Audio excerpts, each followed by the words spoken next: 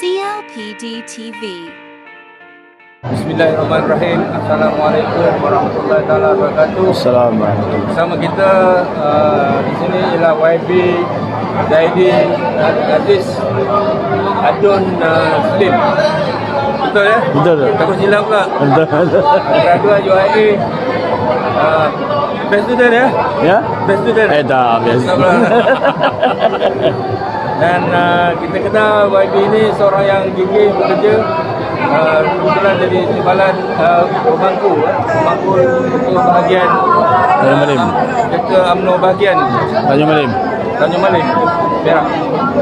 Jadi sempena 48 tahun PN ni, apa harapan YB pada perjuangan Abata kita dan juga perjuangan untuk integrasi nasional dan pembangunan negara?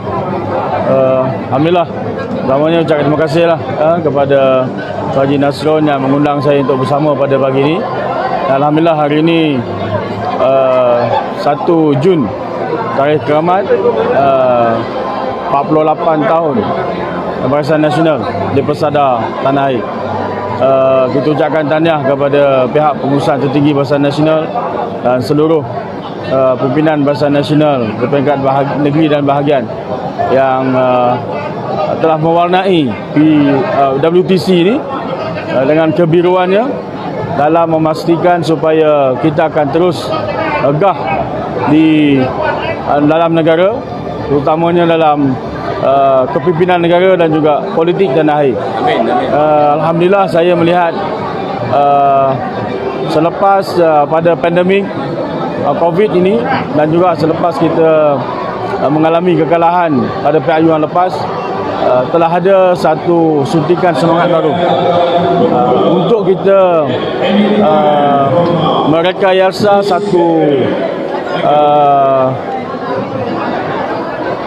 cabaran baru yang ke depan, dan kita bersedia untuk mengamit segala bentuk cabaran itu, apatah lagi selepas pada pandemik dalam keadaan juga dunia sekarang ini yang tidak menentu dari segi ekonominya, politik. Apabila berlakunya pertempuran antara Ukraine dan juga Rusia, hubungan yang tidak berapa baik antara US dengan China, dan pasti benda itu akan memberi kesan kepada kita dalam negara Malaysia. Dan saya yakin dan percaya pucuk pimpinan kita yang telah punya banyak pengalaman, didokong oleh orang yang lama, orang yang punya pengalaman dengan kepimpinan yang kita yang baru sekarang, mampu untuk mengatasi masalah ini. Dalam kemulut-kemulut yang ada, kita nampak hubungan baik di antara pucuk pimpinan parti dan juga komponen dan juga pimpinan kerajaan dalam menentukan untuk membawa ke arah baru dimensi pentadbiran negara, dan juga dalam keadaan kita memberikan pendekatan dan penekanan kepada pentadbiran yang baru, dan juga bagaimana kita untuk mencorakkan suasana politik dalam keadaan yang baru juga selepas daripada pandemik. Dan ini sebenarnya perlu memberikan satu jalinan kekuatan kepada pucuk pimpinan, apatah lagi dalam konteks kita sudah lama memerintah dan kita perlu ada nilai tambah yang orang ingin melihat. Apa itu nilai tambah yang ada dalam pucuk pimpinan kita yang baru ini? Bukan sekadar kita orang kata photostat saja yang lama, tapi dia perlukan kepada bentuk dan juga planning yang saya yakin rakyat mahukan kepada satu result oriented, kan? Bukan sekadar hanya kita laungan slogan, tapi perlu pada result. Result itulah yang diperlukan. NATO lah. Ya, tidak. No Asian Talk. Yes, betul. Bercakap tentang perjuangan untuk rakyat ni, sekarang ni rakyat sedang diimpit oleh masalah harga barang. Ya, betul. Inflasi sedang meningkat. Apa yang kita boleh bantu rakyat untuk menyelesaikan masalah ni? Dalam konteks ini saya nampak ialah soal bagaimana kita pihak kerajaan dengan pucuk pimpinan parti bekerjasama dalam kita mengatasi masalah inflasi dan juga harga barang naik. Benda ini bukanlah perkara baru, sebelum pun pernah berlaku. Cuma yang saya nampak kesannya ini adalah sebab dia berganda. Habis satu, datang satu. Tak selesai satu, datang satu. Sebab itu dia perlukan satunya kerjasama yang padu antara parti kita dan juga dengan pucuk pimpinan. Itu satu. Yang kedua, rantaian supaya bekalan makanan dalam negara itu mencukupi kena ada. Kita tahu semua negara sekarang di seluruh dunia sangat berhati-hati dalam produk makanan mereka. Mungkin mereka tak nak ekspor bahan makanan kepada kita.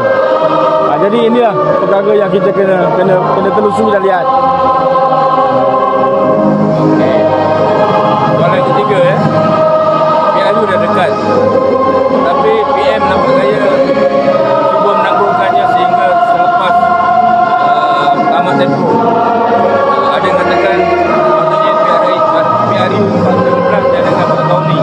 Apa pandangan Tuan Wabi? Saya melihat perkara ini ialah perbincangan bersama di antara pucuk pimpinan kita, parti dengan PM lah. Sebab memang kuasa itu ada di PM dan kabinet.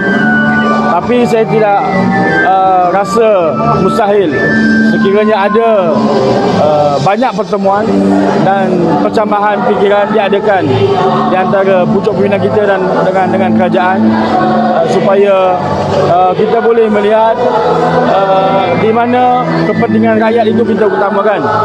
Dan dalam keadaan sekarang saya merasakan bahawa apabila dengan keadaan tidak kestabilan ekonomi, politik dunia dan juga kerjasama kita yang tidak berapa sihat dan baik antara PN ini, itu perlu kita segerakan dalam konteks untuk pilihan raya, kerana rakyat perlukan kepada sebuah kerajaan yang sejahtera, yang kuat, yang stabil. Ya. Ya. Baru ya. Dan yang kedua, dalam konteks ekonomi pula, sudah pasti pelabur-pelabur nak melabur, kita nak tengok kerajaan yang stabil. Kalau kerajaan kita masih lagi tidak stabil, kemungkinan pelabur tak masuk. Sebab itu, apa pun kepentingan rakyat itu kena diutamakan dalam konteks kita melihat perkara ini. Dan saya yakin dan percaya formula itu ada kepada pucuk pimpinan kita.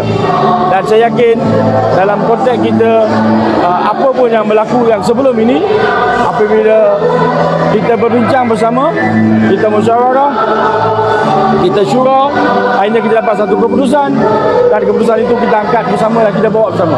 Saya yakin akan dapat. Kami dengar khabar berita katakan Wabi mungkin akan dipilih sebagai calon Tanjung Malim. Apa kesediaan UMNO dan PN Tanjung Malim? Dalam konteks ini, kita di Tanjung Malim hampir 2 tahun saya memimpin UMNO dan Barisan Nasional Tanjung Malim. Perkara pertama yang kita buat adalah kita untuk dekati rakyat. Kita cuba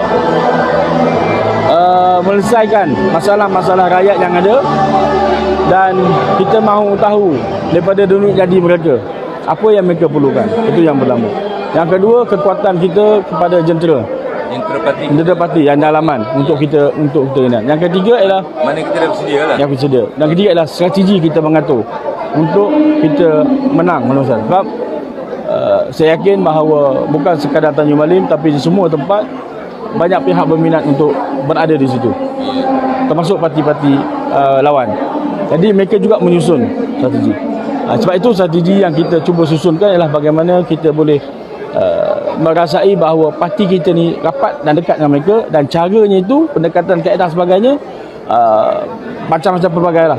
Dan ada perkara yang boleh kita umumkan, tak boleh. Itu sebagai strategi kita. Yang penting ialah kita nak menambat hati mereka, dan akhirnya mereka yakin bahawa Barisan Nasional sentiasa relevan untuk mereka dan akan berada untuk pucuk pimpinan dalam kepimpinan yang pada PRU akan datang.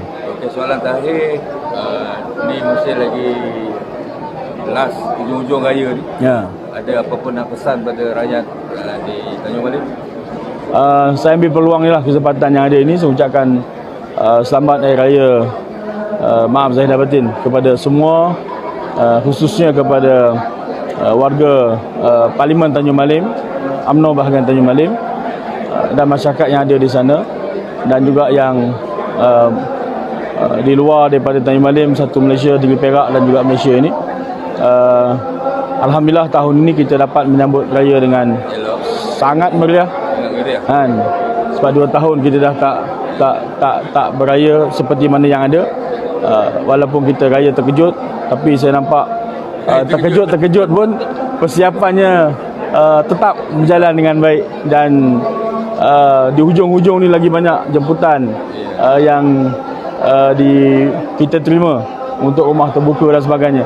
Dan habis Syawal pun ada lagi ni, sampai hujung minggu ni, Sabtu Ahad.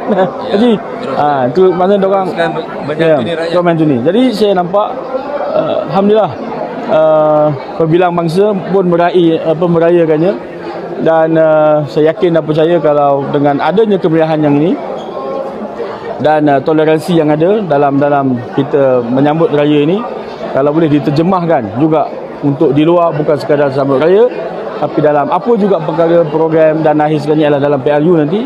Ini yang ada, saya yakin dan percaya sambutan yang ada ini dia boleh memberikan satu impak besar kepada kerajaan kita, insya-Allah. Khususnya kepada kerajaan Barisan Nasional. Saya ucapkan terima kasih banyak. Terima kasih. Budi hadir. Terima kasih Haji. Terima kasih banyak. First interview Tok Mat tadi. Ya. You ada second. Okey, terima kasih. Kita interview Dr. Osman pula. Ya, baik. Dan kita ucapkan selamat berjaya. Mudah-mudahan Terima lekat jadi jalan. Amin. Boleh. Terima kasih Haji. CLPD TV